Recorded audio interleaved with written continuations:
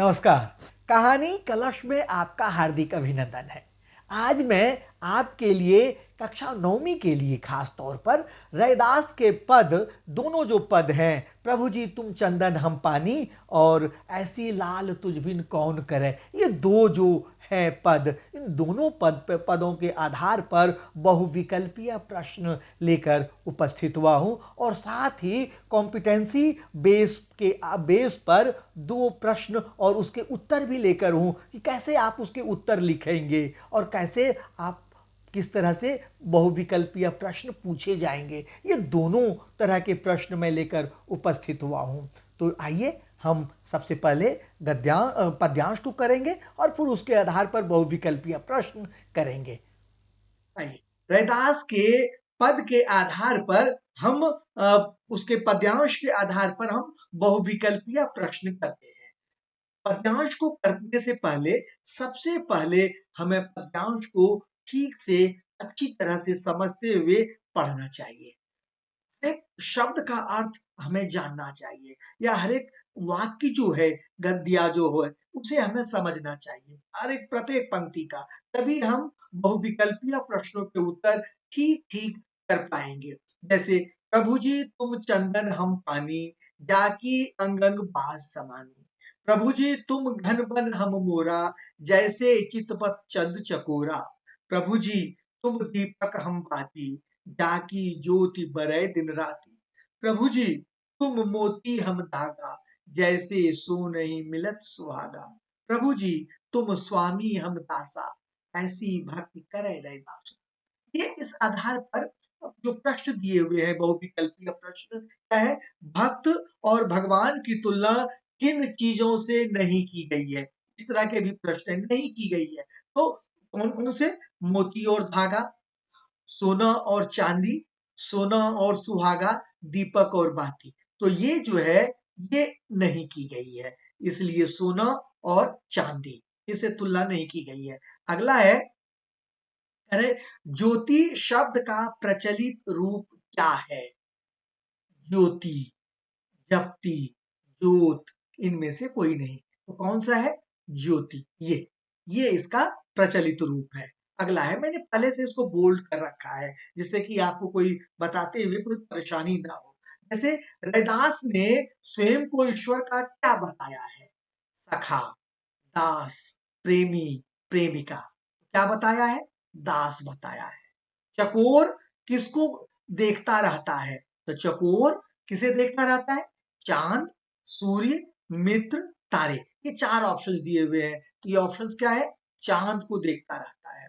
ये अगला जो पद्यांश है, तो दूसरा पद जो है वह क्या है? ऐसी लाल तुझ बिन कौन करे, गरीब निवाज गुसैया मेरा, माथे छत्र धरे, जाकी छोटी जगत को लागे, तापर तू ही धरे, नीच ऊंच करे मेरा गोविंद, काहे ते न डरे। नीच ऊंच करे मेरा गोविंद, काहे ते न डरे। नामदेव कबीर त्रिलोचन, सधना सैन उतरे।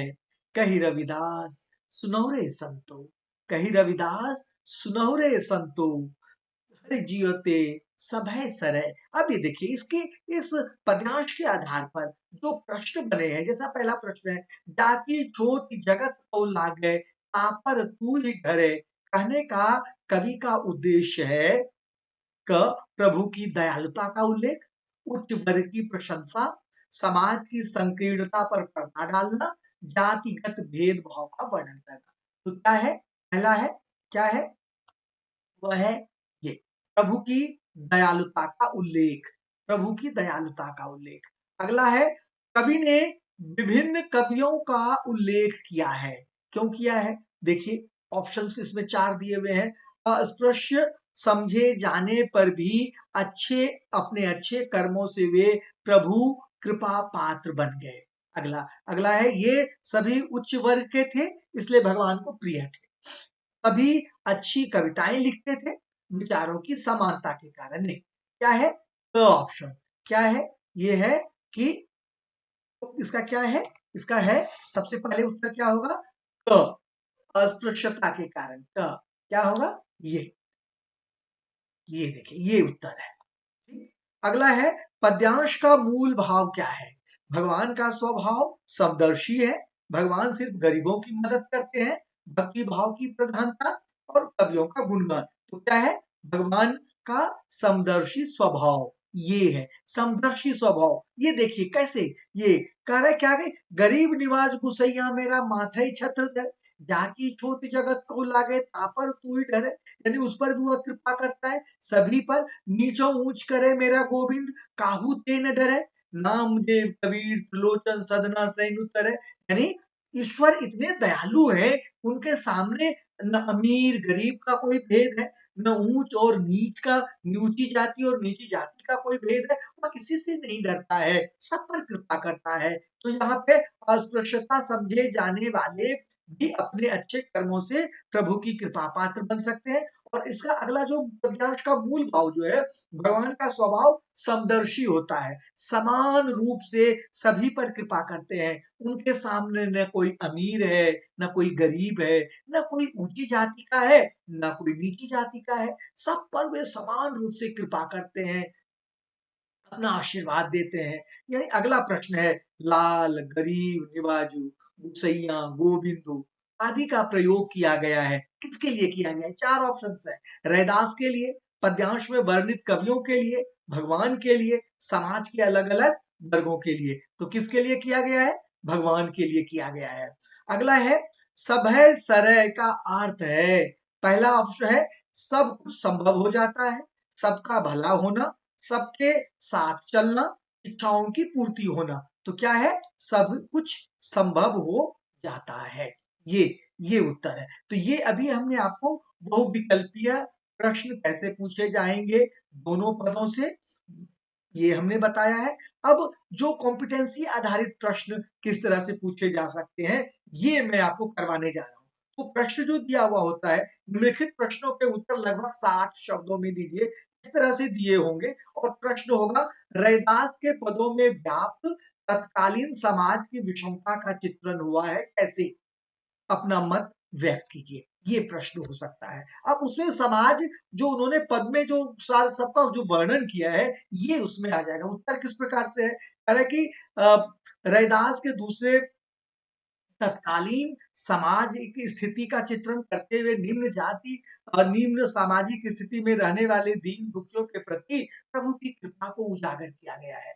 कवि रैदास कहते हैं कि समाज में अनेक लोग उनके जैसे अछूत हैं, जिन्हें संसार का कोई व्यक्ति छूना भी पसंद नहीं करता। कवि का कहना है कि उनके जैसे अछूत व्यक्ति को भी प्रभु अपनी कृपा से सराबोर कर देते हैं, और निम्न जाति एवं स्थिति के लोगों को ऊंचा उठाने में प्रभु किसी से भी नहीं डरते। नामदेव, कबीर, त्रिलोचन, सदना और सैन्य जैसे निम्न वर्ग एवं वर्ण के लोगों को भी ईश्वर ने मुक्ति प्रदान की। वास्तव में छुआछूत, ऊंच नीच, भेदभाव, असमानता, जाति का आडंबर आदि कुरीतियां तत्कालीन समाज में व्याप्त थी। इसके बावजूद जिस प्रकार ईश्वर के लिए सभी मनुष्य एक समान है, ठीक उसी प्रकार इस संसार के सभी मनुष्यों की दृष्टि भी एक समान होनी चाहिए।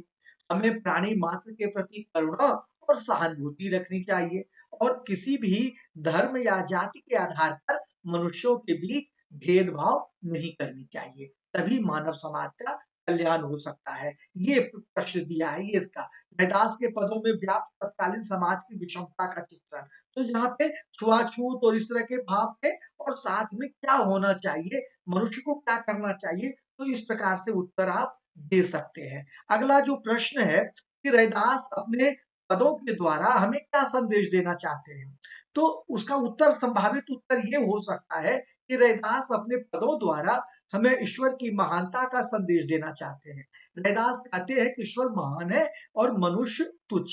ईश्वर को भक्ति के माध्यम से पाया जा सकता है, भक्ति द्वारा ईश्वर के इतने निकट पहुंचा जा सकता है जहां भक्त और ईश्वर एकाकार हो जाते हैं, एक होने के बारे में। रैदास के गोविंद नीच ऊंच अछूत और गरीब सभी का उद्धार करते हैं, ये बताया है गया है। वे किसी से नहीं डरते, क्योंकि वे सब कुछ संभव कर सकते हैं, करने में समर्थ हैं। रैदास के आराध्य कमजोर लोगों के लिए सहारा है। वे सर्वगुण संपन्न हैं। उनकी कृपा एवं उदारता का बखान करना असंभव है।